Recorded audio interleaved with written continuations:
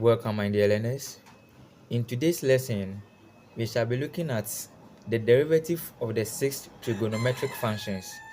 And we all know that the six trigonometric functions are the sine, the cosine, the tangent, the cosecant, the secant, and the cotangent. And from our basic knowledge in trigonometry, the sine and cosine are the two basic trigonometric functions from which all of these six trig functions are derived. Now, the three on my left here are what we call the reciprocal angles, which means that the reciprocal of sine is cosecant, and the reciprocal of cosine is what secant. The reciprocal of tangent, sorry, will also give you what cotangent. So therefore, we call these three trig functions reciprocal angles. Now, before we apply them in solving questions, let's see how the derivative of these six trig functions are derived. So we are going to start with what? Sine. We are going to find the derivative of sine, and we are going to do that using the first principle. And we know that the first principle is giving us this. So from here we have to find our f at x and then our f at x plus h. So sorry.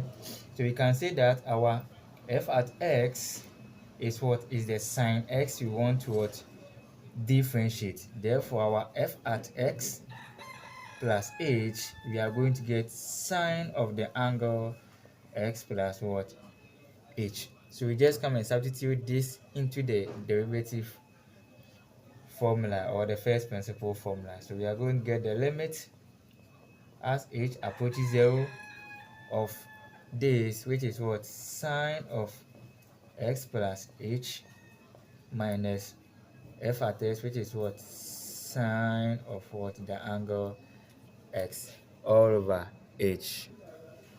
So from here, you know that we can't just plug in h is equal to 0, because the moment you do so, we are going to get 0 over 0, and that is what we don't want to get. So what we are going to do here is that we are going to employ what we call the compound angles. So this compound angle is what we are going to employ here to guide us find the derivative of what? Sine x. So we know that sine x plus h is similar to this, so we are going to use these compound angles to do that. So we are going to get the limit as h approaches 0 of sine x cos h plus cos x sine h, and that is for this very part, and then we have minus sine x all over h.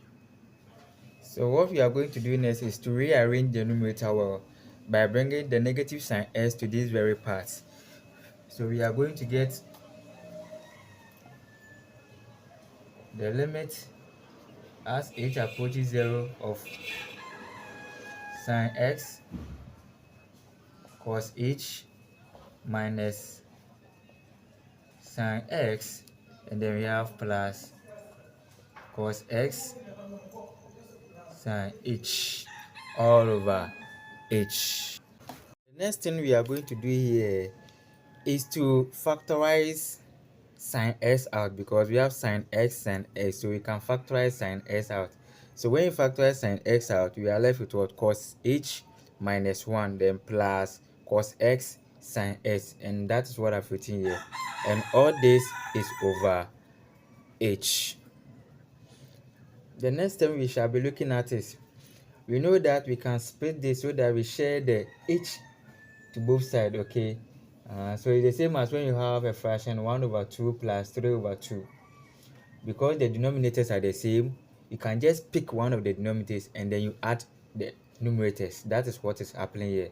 So we are going to break this into 2.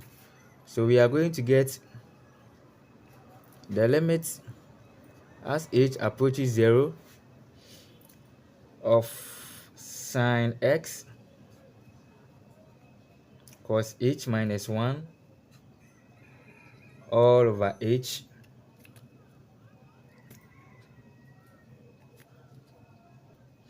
and then cos x sine h, so we have plus cos x sine h all over h. So it means that this is the same as this. Since the denominators are the same, we can just pick one of the denominators and then we add the numerators. That is what is happening here.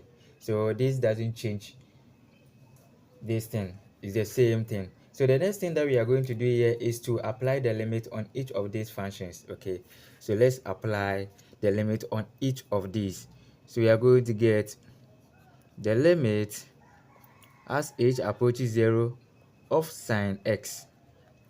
Then we have our big bracket. Then we apply the limit on that too of cos h minus 1, but we are giving the h to this very part. Okay, it's the same thing, it doesn't change anything. Then we have the limit as h approaches 0 of cos x. Then we have the limit as h approaches 0 of sine h. We are giving this h to what? The sine h. Good. So we know that when we take the limit, after applying the limit, we take the limit. So the limit of sine x as h approaches 0 is going to give us what? Sine of the angle x. And then from our prior knowledge on limit of function, the limit of cos h minus 1 over h as h approaches 0. From our prior knowledge on limit, this whole function will approach was 0 or be equal to 0. And then we have plus the limit of cos x has h approaches 0. We treat any function of x has h approaches 0 as a constant. So we can say that the limit of a constant is what? The constant. So we can get what? Cos of the angle x. Good. And then the very last part we shall be looking at is the limits of sine h over h has h approaches 0. This also can be gotten from our prior knowledge on limits of what? Function. And we know that this will give us what? 1. Good. So from here, we are going to get sine x times 0, we are going to get 0. And then cos x times 1, we are getting cos of the angle x. So this implies that the derivative of sine x is what? Cos x.